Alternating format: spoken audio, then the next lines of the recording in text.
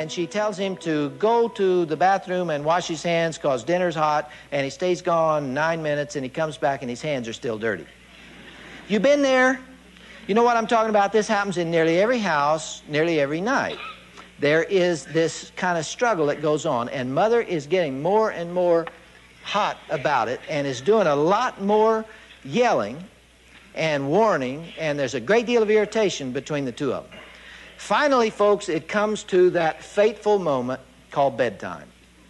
Loaded with emotion. And she tells Johnny to go get in the tub. And Johnny is not accustomed to doing anything that he doesn't want to do. And he's sitting on the floor, and she says, "Young man, now listen to me. You got school tomorrow, and I want you to get the stuff picked up and go get in the tub." Now, that sounded a whole lot like it meant get the stuff picked up and go get in the tub. That didn't mean that at all. That meant start thinking about getting the stuff picked up and go get in the tub. She would fall over if he'd do it. He doesn't do things that he doesn't want to do when she says it like that because he doesn't have to. She didn't expect him to. It was not intended that he should do it yet. It was an early warning system. She waits about 10 minutes, and then with deliberately greater emotion, she says, "Now listen, young man, I told you 10 minutes ago, you know, it still doesn't mean do it. It means we're getting closer." They go through this 8 times a day. Whenever she wants him to do something he doesn't want to do. And then she gets a little more tense in about 10 minutes, and she says more, and then finally, blowy, it happens. She blows up at him. And what she's saying when she has this emotional explosion, you see, she really goes all to pieces, and she draws a line.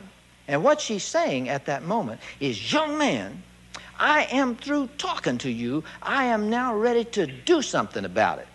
She is saying, "I am now ready to take some action."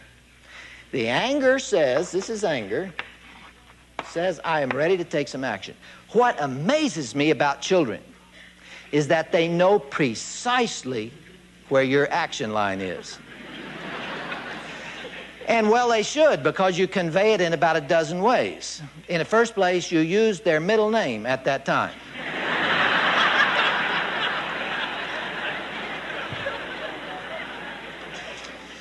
James Robert Bryant.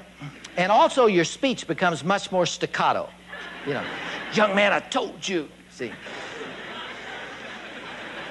But when you blow up and you finally get angry, then he does what you told him to do. Because those things happen simultaneously, there is an inclination for parents and teachers to assume that it was the anger that got him in the tub. That is an error in reasoning. It was not the anger that put him in the tub. What was it?